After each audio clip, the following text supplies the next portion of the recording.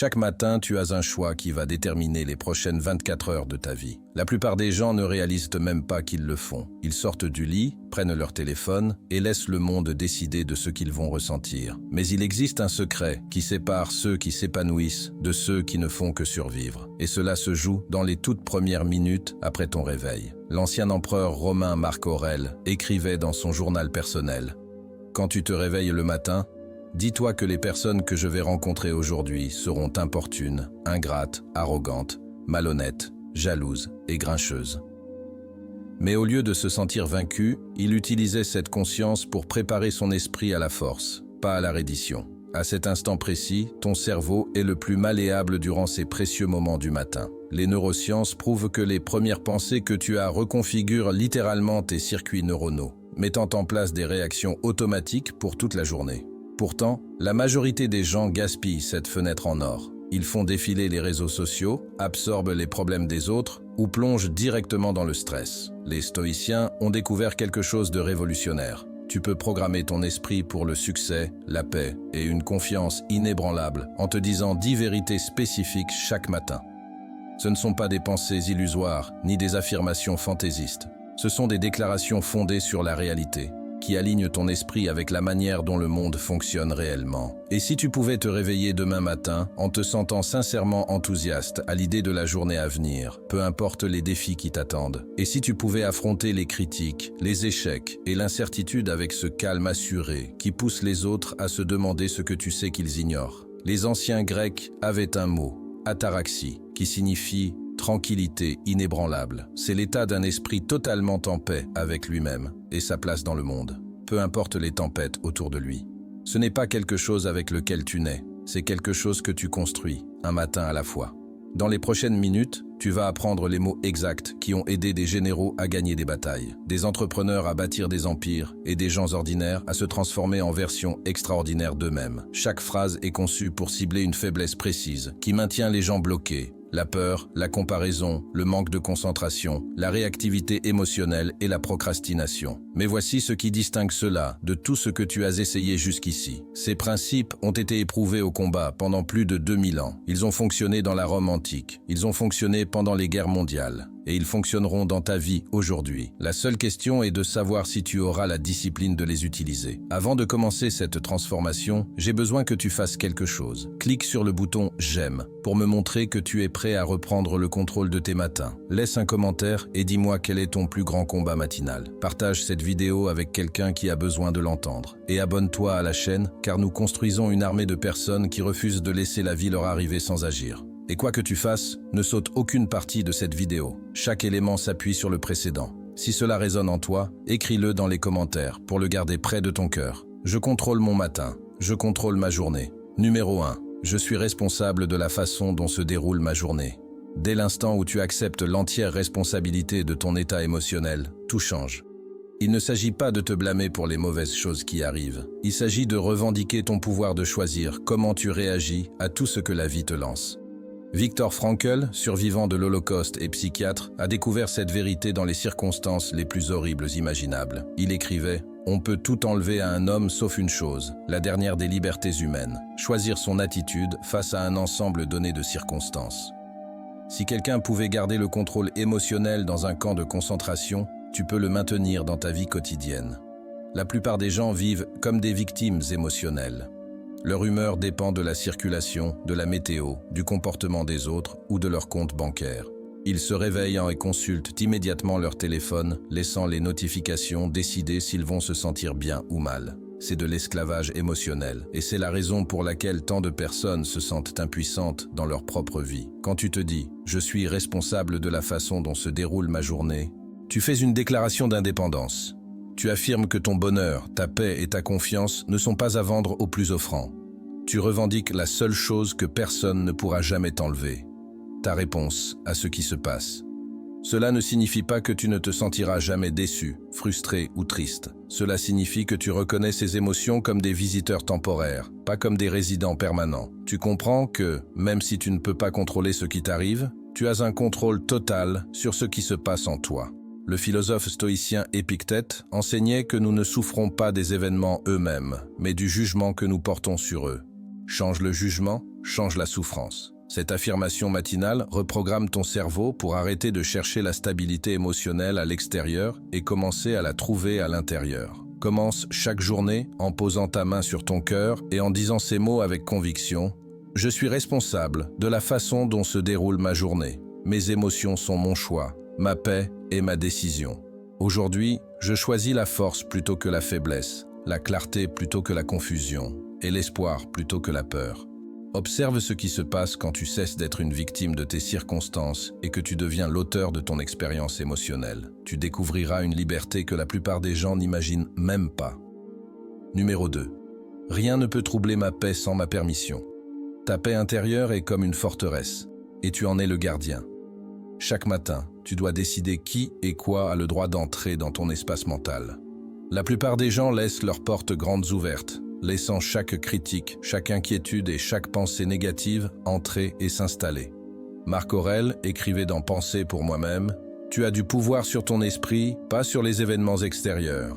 Prends-en conscience et tu trouveras la force. » Il comprenait que le véritable pouvoir n'est pas de contrôler ce qui se passe autour de toi, mais de contrôler ce qui se passe en toi. Quand tu déclares « Rien ne peut troubler ma paix sans ma permission », tu établis des frontières autour de ton monde intérieur. Tu dis que ta tranquillité n'est pas un terrain public où n'importe qui peut semer le chaos. Tu deviens le service de sécurité de ton propre esprit. Cela ne signifie pas que tu deviens insensible ou déconnecté. Cela signifie que tu développes ce que les stoïciens appelaient la discipline du désir, la capacité de rester centré, quelles que soient les turbulences extérieures. Tu peux reconnaître qu'on t'a dit quelque chose de blessant sans laisser cela définir ta journée. Tu peux constater un échec sans le laisser détruire ta confiance. Le secret réside dans la pause entre ce qui t'arrive et ta réaction. Il existe un espace sacré, un instant où tu peux choisir. La plupart des gens réagissent si vite qu'ils ne savent même pas que cet espace existe. Mais lorsque tu t'entraînes à le trouver, tu découvres ton super pouvoir. Chaque matin, regarde-toi dans le miroir et dis-toi directement « Rien ne peut troubler ma paix sans ma permission. Je suis le gardien de mon monde intérieur. Aujourd'hui, je choisis qui et quoi a accès à mon esprit. Ma paix n'est ni à vendre, ni à louer, ni négociable. » Observe comment ta manière de traverser le monde change quand tu réalises que ta paix est entièrement entre tes mains. Tu deviens inébranlable, non pas parce que rien de mauvais n'arrive, mais parce que tu as appris à protéger ce qui compte le plus. Écris cette affirmation dans les commentaires. Je suis le gardien de ma propre paix. Numéro 3. Aujourd'hui, je me concentre uniquement sur ce que je peux contrôler. La façon la plus rapide de devenir fou est d'essayer de contrôler des choses totalement hors de ton pouvoir. Pourtant, chaque jour, des millions de personnes gaspillent une énergie mentale énorme à s'inquiéter de l'opinion des autres, de la météo, de l'économie, de la politique et de 1000 autres choses sur lesquelles elles n'ont aucune influence. Épictète enseignait le principe fondamental du stoïcisme. Certaines choses dépendent de nous, d'autres non. Il divisait toute l'existence en 2 catégories, ce que tu peux contrôler et ce que tu ne peux pas. Maîtrise cette distinction et tu maîtriseras ta vie. Qu'est-ce que tu peux réellement contrôler? Ton effort, ton attitude, tes paroles, tes actions, tes réactions, tes décisions, c'est tout. Le reste, le comportement des autres, le passé, le futur, les catastrophes naturelles, les krachs boursiers, l'humeur de ton patron, est totalement hors de ton influence. La plupart des gens font exactement l'inverse. Ils dépensent 80% de leur énergie mentale à tenter de contrôler l'incontrôlable, tout en négligeant ce qu'ils peuvent réellement influencer. Quand tu te réveilles et que tu déclares « Aujourd'hui, je me concentre uniquement sur ce que je peux contrôler », tu prends une décision stratégique, investir tes ressources mentales limitées là où elles peuvent réellement faire la différence. Tu choisis l'efficacité plutôt que l'anxiété, l'action plutôt que l'inquiétude, l'influence plutôt que l'impuissance. Les stoïciens grecs utilisaient un exercice puissant appelé le cercle de contrôle. Imagine que tout dans ta vie se trouve dans l'un de ces 3 cercles. Ce que tu contrôles totalement, ce que tu influences partiellement et ce que tu ne contrôles pas du tout. Ton rôle est de mettre 90% de ton attention sur le premier cercle, 10% sur le second et 0 sur le troisième. Cette pratique matinale transforme tout. Au lieu de te réveiller submergé par tout ce qui va mal dans le monde, tu te réveilles énergisé par tout ce que tu peux améliorer dans ta sphère d'influence. Regarde-toi dans les yeux et dis avec conviction « Aujourd'hui, je me concentre uniquement sur ce que je peux contrôler. Je ne gaspillerai pas mon énergie sur ce qui est hors de mon pouvoir. Mon attention va à mes actions, mon effort et mes réponses. C'est là que réside ma puissance. C'est difficile. Peut-être s'agit-il de pression financière, de problèmes relationnels, de soucis de santé ou d'incertitudes professionnelles. Ton instinct naturel peut être de souhaiter que ces problèmes disparaissent, de maudire ta malchance ou de t'apitoyer sur ton sort. Mais si ces défis ne t'arrivaient pas contre toi, et s'ils arrivaient pour toi, les anciens stoïciens avaient une perspective révolutionnaire sur l'adversité. Ils voyaient les difficultés comme des exercices d'entraînement conçus par le destin pour développer leur caractère. Marc Aurèle écrivait « L'obstacle à l'action fait avancer l'action. Ce qui fait obstacle devient le chemin. Chaque obstacle contient en lui les graines de l'opportunité, si tu as les yeux pour le voir. » Quand tu te dis que chaque défi est une chance de devenir plus fort, tu reprogrammes complètement ta relation avec la difficulté. Tu cesses d'être une victime des circonstances et tu deviens un élève de la vie. Tu arrêtes de demander « Pourquoi cela m'arrive-t-il ?» et tu commences à demander « Qu'est-ce que cela essaie de m'enseigner ?» Cela ne signifie pas que tu dois aimer la souffrance ou rechercher les problèmes. Cela signifie que tu reconnais que la lutte est le prix de la croissance et que la croissance est le prix d'une vie pleine de sens. Un muscle ne devient plus fort que lorsqu'il fait face à une résistance. Un caractère ne se développe que lorsqu'il affronte des défis. Chaque matin, prépare ton esprit à ce que la journée pourrait t'apporter. Chaque défi est une chance de devenir plus fort. J'accueille les difficultés comme des opportunités de développer mon caractère. Les obstacles d'aujourd'hui sont les forces de demain. Je ne prie pas pour une vie plus facile. Je prie pour devenir une personne plus forte. Numéro 7. Je ne comparerai pas mon parcours à celui des autres. La comparaison est le voleur de la joie, mais aussi le destructeur du progrès, de la confiance et du succès authentique. Chaque matin, des millions de personnes se réveillent et commencent immédiatement à mesurer leur vie aux vitrines idéalisées qu'elles voient sur les réseaux sociaux, oubliant qu'elles comparent leur réalité des coulisses à la performance soigneusement mise en scène de quelqu'un d'autre. Le philosophe Épictète enseignait que de trouble s'évite celui qui ne regarde pas ce que dit ou fait son voisin, mais seulement ce qu'il fait lui-même. Il savait que ta seule véritable concurrence est la personne que tu étais hier. Les réseaux sociaux ont transformé la comparaison en une addiction 24 heures sur 24. Tu vois les photos de vacances de quelqu'un et soudain ta vie te paraît ennuyeuse. Tu vois l'annonce d'une promotion et soudain ta carrière te semble stagnante. Tu vois les publications sur une relation et soudain ta vie amoureuse te paraît insuffisante. Mais voici ce que tu ne vois pas. Leurs luttes, leurs peurs, leurs échecs, leurs moments privés de doute. Quand tu déclares « Je ne comparerai pas mon parcours à celui de qui que ce soit », tu choisis de courir ta propre course, à ton propre rythme, vers ta propre ligne d'arrivée.